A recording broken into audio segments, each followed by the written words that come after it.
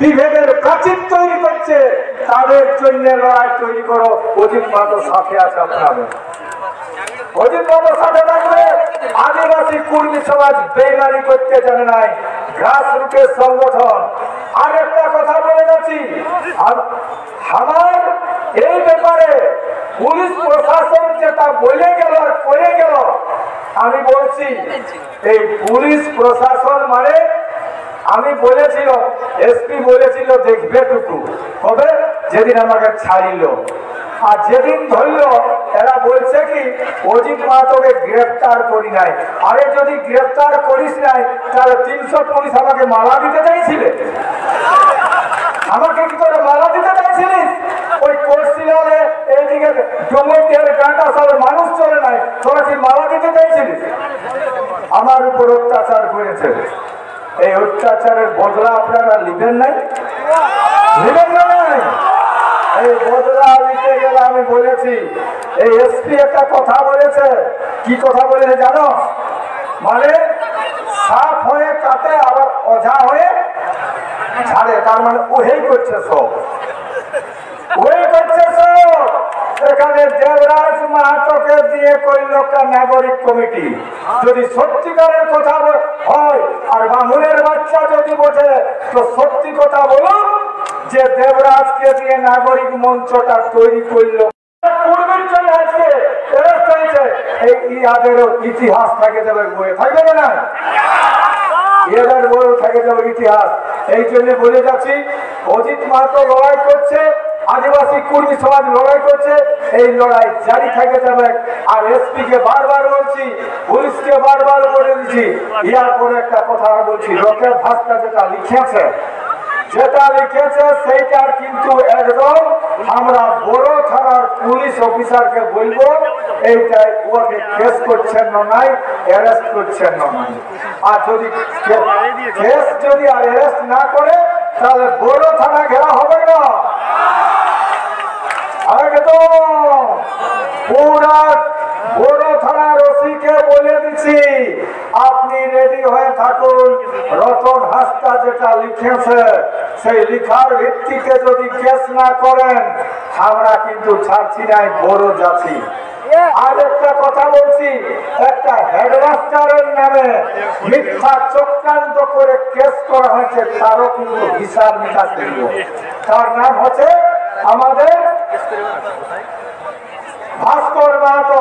তো ভাস্কর মাহাতোর কত দোষ ওখানেও বলেছে, আমাকে প্রকাশ্যে গুলি করে দিবেন যদি আমি অপরাধ করে থাকি, আর ছাত্রীদের উপর যদি কোনো কিছু করেছি আমাকে প্রকাশ্যে টানে গুলি করবেন কর্মীরা, আমি বেইমানি করতে জানি নাই।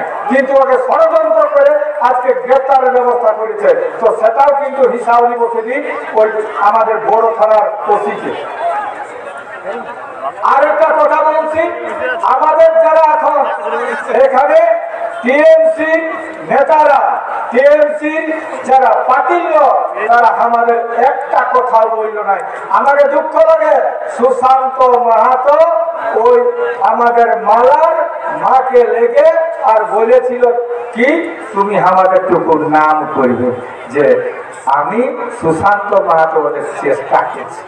ভাই সুশান্ত করে সারা এখানে দুনিয়ার লোক যাচ্ছে, কোন টিএমসি নেতার একটু আমাদের জিউদারও যেতে পারল না, কেউ কি যাচ্ছে? একটা লোক কিন্তু কোন টিএমসির লোক গেল নাই। আর এরা ওরাকে ধরে আর বলছে বলবে যে সুশান্ত মাহাতো ঠিক করে মানে তোমাদের জন্য সাহায্য করছে। এই পেনা কোথাগুলা সুশান্তর মতো লোককে আমরা কি বলবো, কি বলবো?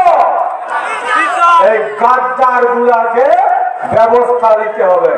আর একটা কথা বলছি, যে বিজেপিরা আজকে বিরোধী দলে কে আছে? বিজেপি। বিজেপির আজকে এখানে বিরোধী আছে বিজেপি। কোন বিজেপির কর্মী নেতারা একটা আওয়াজ তুলে নাই। কোন বিজেপির নেতারা কর্মীদের উপর অত্যাচার চলল, এই জাতিসত্তার দাবি নিয়ে লড়ছি আমরা, কারো ঘর ঘোরাবার জন্য, নিজের ব্যক্তি জীবন প্রতিষ্ঠা করার জন্য কেউ লড়ি নাই। আজকে আমরা লড়ছি, সেটা পরিষ্কার কথা, এখানে জাতিসত্তার দাবি নিয়ে। তো জাতিসত্তার দাবি নিয়ে আজ পর্যন্ত কোন রকম আমাদের একটাও বিজেপির কোন কর্মী নেতারা কোনো বলল নাই। এই জন্য বলেছি, একবার আমি বলছি, আমাদের কোর্সিলা তো এমএলএ বটে, নরনাথ ওর ঘর বটে, কথা সেনা নিয়ে ঘর বটে। হেরে ভাই, তুই তো আমার ক্লাসমেট বঠিস, তুই একটু দেখা করতে পারিস না? তোদের কি বাপটা সম্পত্তি না কবলা দলিল হয়ে যাচ্ছে যে তোরা থাকিয়েই যাবি সেটা? এটা তোদের কাল কেন প্রস্তুতি লুটে নিবে, তো তোকে ক্যান্ডিডেট নাও করতে পারে, কিন্তু একটু হুশ হলো নাই। আমার জাতির জন্য, জাতিসত্তার জন্য আমি যাই ওদের ঘর, কিন্তু কুটুমদের ঘর কেউ চিনল নাই। এই জন্য বলছি, বিজেপির কোন নেতা নেতৃত্ব জ্যোতির্ময় তো ঘুমা, জ্যোতির্ময় তো কোথাও যেতে পারল না। ওদের কোন নেতৃত্ব বালেশ্বর, ওরা একটা লোকের কি কোন ছেলে নাকি বাবা ঘাট সাধ্য করে নিয়েছে, দিয়েছে না? তো ভাই উয়ার মতন করে লিখিল ঘাট সাধ্য, তোদের ডরটা কিসে লাগলো? ওদের কার কার ঘাট সাধ্য করেছে? একটা আছে বালেশ্বর মাহাতো, একটা জ্যোতির্ময় মাহাতো, একটা নরহরি মাহাতো, আর কাছে আছে সুশান্ত মাহাতো। তো তোদের ঘাট সাধ্য কাছে থাকতে করলো, কেনে করলো? তোরা আমাদের কোনো কথা, কোনো কর্মী জাতিসত্তার কথা একটাও বলতে পাইলে নাই। বললে তো তোরা গেলে ভাই, আমরা তো হলুদ গামছা দিয়ে এখানে তোরা নিয়ে আসছি, কিন্তু তোরা পারিস নাই। তাই বন্ধু, আর একটা কথা আছে, আমাদের যে অত্যাচার হয়েছে সবচেয়ে বেশি কোর্সিলায়, তো কোর্সিলা থানায় একটা হবে না নাই বড় রকম প্রোগ্রাম, একবার যেতে হবে।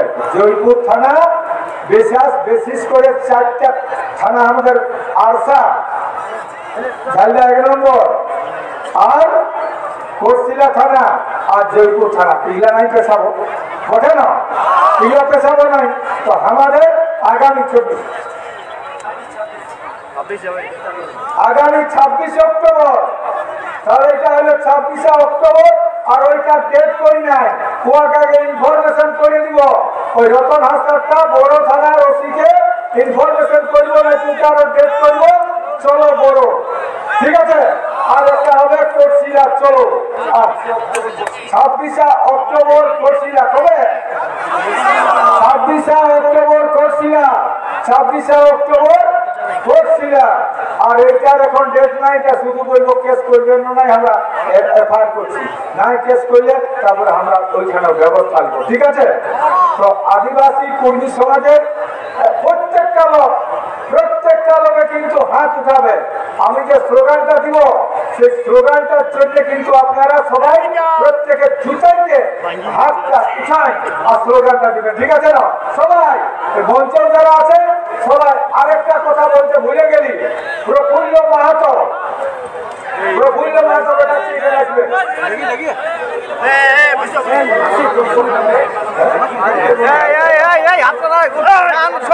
আচ্ছা, প্রফুল্ল মাহাতো বলে আমাদের লেবার ইউনিয়ন করে শ্রমিক সংগঠন, এই উঠে যা চকে নিয়ে নেবো ভাই, সেই তুমি তোর সবাই গেছ, তারা যখন বসে আছে বসেই গেল, উঠবার কি দরকার আছে? তো আমাদের প্রফুল্ল মাহাতো প্রত্যেকটা কারখানায়, 4টা জেলার যত কারখানায় শ্রমিক সংগঠন করবে, প্রফুল্ল মাহাতোর জানা আছে। একে আমি 4টা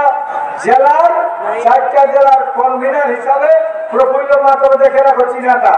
প্রফুল্ল মাহাতোকে আমি ঘোষণা করছি নামটা, ইয়াকে আগে টিএলসি করতো, আর এই সব অর্গানাইজ গুলা করেছিল, ওরা বিসর্জন করলো, আর আমাদের সংগঠনে আইলো, ইয়াকে আমরা এই শ্রমিক সংগঠনটা করতে পারে, ইয়াকে দায়িত্ব দিয়েছে, ঠিক আছে না? একদম ইয়ার নাম হচ্ছে প্রফুল্ল মাহাতো। 4টা জেলা ঝাড়গ্রাম, মেদিনীপুর, আর আমাদের বাঁকুড়া, আর